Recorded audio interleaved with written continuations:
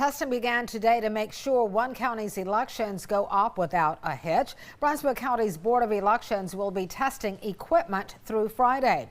Ballots for a mock election are being marked and run through machines. The board says a bipartisan team oversees the preparation of the machines and conducts the test.